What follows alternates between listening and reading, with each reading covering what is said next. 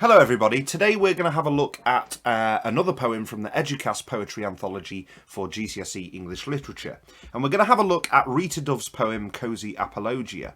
Now, before we get stuck into the content, or indeed the context of the poem, I do want us first to consider its title. Now, as you can see at the bottom of this page, and I've taken this straight from Google, an apologia is a formal written defence of something. So, to paraphrase this title, it roughly translates into a comfortable defence, or a defence of comfort, of coziness. And as we read through the poem, you'll see that one of the things Dove does is attempt to defend her relationship, her state of happiness, her contentment with her husband and partner, Fred. Now, Rita Dove herself was born in 1952 in America. She's one of two American poets in our anthology, along with Emily Dickinson. She served as the US's Poet Laureate from 1993 to 1995, and she was the youngest person ever to hold this position and was the first African American to hold this position. So she's a very groundbreaking poet and a very acclaimed poet. She would win the Pulitzer Prize for Poetry in 1987 and then later again in 1993. In 1979, she married German writer Fred Vibahn, or Vibahn, and obviously with Fred being of German descent and Rita Dove being of African American descent, their relationship was interracial, and this was deemed quite unconventional in 1970s America. So perhaps, going back to what I was saying earlier, perhaps this is why she wants to offer a defence of it, okay? A slight critique there on society. She's offering a defence of her state of happiness, a defence of her love with Fred. But this poem sort of has a dual context because it is set against the backdrop of Hurricane Floyd. In September 1999, the east coast of America was struck by the devastating Hurricane Floyd. There was heavy rainfall and masses of flooding, which eventually resulted in the deaths of 74 people. And this slide here really puts things into perspective about the context of this poem. So Rita Dove is married to fellow writer Fred Vibahn, and Cozy Apologia seems to be an affectionate tribute to him. We'll speak about that more later. The poem notes of details of a couple's domestic life as writers, so the references to twin desks, computers, hardwood floors, and it is set against the arrival of Hurricane Floyd, a powerful storm which hit the east coast of the USA in 1999. So this factual, real-life context to this poem means that it's an autobiographical poem. It is about the person who wrote it. So just to summarise what this poem is about, so as Hurricane Floyd approaches, the speaker, Rita Dove, takes refuge in her study and thinks about her partner Fred.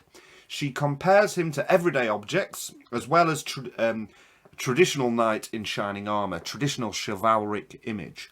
She then reflects on a range of topics such as modern day life, the hurricane and her previous relationships, her old boyfriends, before actually returning to her current relationship and her marriage with Fred. And the poem ends by stating that their love might be ordinary, it might be simple, but it's genuine, and that they are content together. So if we look at this poem, we can immediately see that it's a dedication to Dove's husband, Fred. And this makes the poem a lot more personal from the very, very start. There they are together. And it begins by saying, I could pick anything and think of you. So any ordinary, everyday item spawns thoughts about her husband. This lamp, the wind-still rain, the glossy blue my pen exudes, drying matte upon the page. So what we see here is a list of quite ordinary domestic images that contrast quite heavily with what we would normally find within love poetry. But what we do see here with reference to the glossy blue ink and the drying matte upon the page is a quite detailed and vivid description of the writing process, and this highlights the importance of writing to Dove. It's a part of her identity. It's a part of the couple's identity. Writing is something that they both share together. I could choose any hero, any cause or age, and sure as shooting arrows to the heart, astride a dappled mare, legs braced as far apart as standing in silver stirrups will allow. There you'll be with furrowed brow, and chainmail glinting to set me free, one eye smiling, the other firm upon the enemy. Now you'll see here I've put some phrases in red, and that's because if you look at them, they are all quite cliched, stereotypical images of chivalry and love, and they are used in quick succession. So here, Dove is creating quite a sarcastic and sardonic tone. These images of chivalry are being used ironically, and there is a lot of humour in her exaggeration. So we've got these images of being astride a dappled mare upon a horse in silver stirrups with chainmail glinting. And obviously the shooting arrows to the heart is a clear reference to Cupid. So with the chainmail glinting to set me free, one eye smiling, the other firm upon the enemy. So Dove's partner here is associated with protection, with freedom and safety. And what we also see at the start of this poem are rhyming couplets being used. Okay, so A, B, B, C, C, etc. And this mirrors the quite traditional and cliched images of love and chivalry that we see at the opening of this poem. So there's again a picture of a dappled mare. Dappled just refers to the horse's coat. And even here at the start, clear use of chivalric imagery. I could choose any hero, any cause or age, and I'm still thinking about my partner. Now Dove turns to a little bit of a reflection on modern life, and she calls it a post-postmodern age. So she says that modern life is all business, compact discs and faxes, a do it now and take no risks event. Now, CDs and faxes might seem a little bit old hat now, but in the 2000s, you know, this was quite modern technology that was used. So she's saying it's all business, a do it now and take no risks event. Now notice the hyphenation in here that creates a sense of urgency, that modern life can get too busy, too fast to truly slow down and reflect on love and life. It's a do it now and take no risks event. Today, a hurricane is nudging up the coast, oddly male, Big Bad Floyd, who brings a host of daydreams, awkward reminiscences of teenage crushes on worthless boys. So immediately going from a reflection on modern life, Dove digresses to talking about Hurricane Floyd. So there is a sudden change of topic and pace. And these digressions, this flitting from one subject to another, creates a quite casual and conversational and informal tone. Okay? So she calls it Big Bad Floyd, who's bringing with it a host of daydreams. The humour here is undermining the threat of the hurricane.